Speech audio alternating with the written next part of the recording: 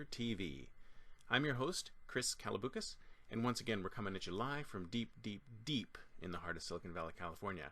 We're talking innovation, startups, the future, not necessarily those, and not necessarily in that order.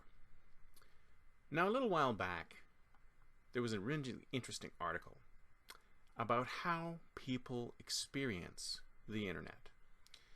And they came to the conclusion that most people experience the internet through 5 sites. You've got Google, Facebook, eBay, Amazon, and I think it was one more. I don't remember off the top of my head. But most people, I think it was like huge number, 80%, 90% of people experience the internet through those sites. That's the only way. They go there first, and then they stay there. They experience the entire internet through those sites. These 5 sites have basically become the gatekeepers of the internet. Which, if you ask me, it's pretty sad. Now, if you all remember an article that was written by Chris Anderson called The Long Tail. And it was all about how all of this content that was created, not by he talked about the difference between head content and tail content. And head was stuff that was made by sort of big agencies, super popular companies like Disney and Marvel. Well, Marvel's owned by Disney now, but so there's these big name content creators who create music, they write books, they do all this stuff. There's all these big name content creators which are super popular and already out there and sort of like already known by the establishment. And then there's the rest of us, bloggers, video bloggers, podcasters, all those rest of us out in the tail that we do content that's really useful as well too, but it's kind of way out there and not as popular. It's a little more fringe. Now, it used to be, when the internet first launched, that it was really easy to get to that kind of content because you would search it and Google would show it and you'd be able to get up there. But with algorithms being what they are and the head wanting to grab more and more of this information, the long tail is just disappearing. I mean, to try and test this out, try it yourself. Go to any search engine, probably Google, and put in a term. And the first couple of pages will probably be all this head content. Let's say you put in skiing. You're going to get skiing magazine, you're going to get books on skiing, you're going to get authorities on skiing, you're going to get the lists of skiers, you can get scores of skiers, times of skiers, all that stuff. Where's the interesting stories about skiing? Where's the bloggers talking about skiing? It used to be that these things were mixed up higher up in the hierarchy, but they're not there now. They're way down at the bottom. So Google, Apple, all of these companies are guilty of featuring the head over the tail, even though there's some amazing stuff in the tail. Because just do it yourself. Like I said, do that search, then go down to page 13, go down to page 25, go down to the far, far reaches of these places, places where people never go, and you'll find some amazingly interesting content. You see, as far as I'm concerned, that was the original promise of the internet.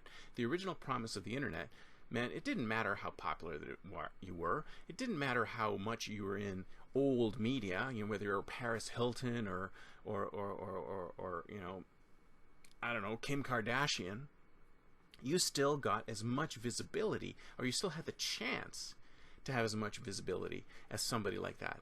But it's not like that anymore. The noise from the head content has increased so much that there's very little chance that any of the tail content will come into your point of view.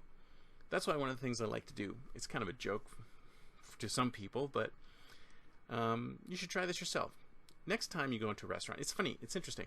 When you go into a restaurant, don't people say, well, what do people normally get? Well, what do you normally get? If you don't really know what you want to eat, what do you normally get? Or what do people normally get? Or what's the most popular thing on the menu? I hear that a lot. Everyone goes, I don't know what to eat. What's the most popular thing on the menu? And, the waiter or waitress is able to tell you the most popular thing. But here's what I do. I go in and say, what's the least popular thing on your menu? And you know what happens?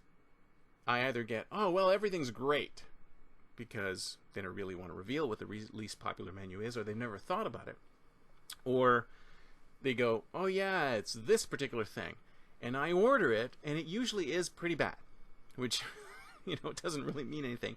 But it could have been awesome. As a matter of fact, one time I ordered the least popular thing on the menu, and it was great. Why do we always go after the most popular thing?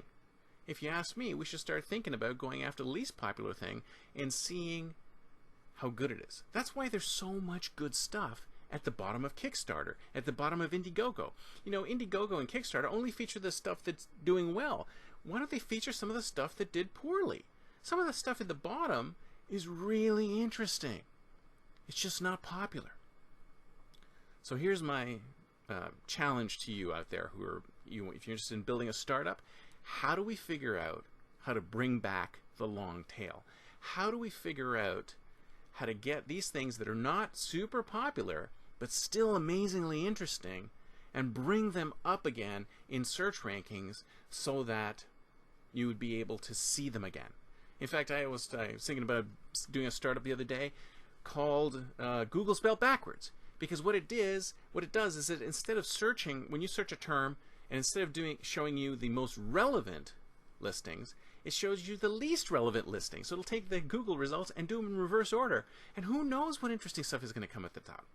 See, that's what's happening with all this hyper-personalization, is that it's affecting us in such a way that we can't discover new things anymore. We can't go down into the depths of the tail and see interesting things anymore, because everything that's being handed to us has been algorithmized and munged and crushed down into like a single stream of the kind of stuff Google and Facebook want you to see. It might not be the most relevant thing for what you're interested in. So there's my challenge to you. Build an engine that really does leverage the long tail. That's it for me for today. See you next time, and until then, don't forget to think future.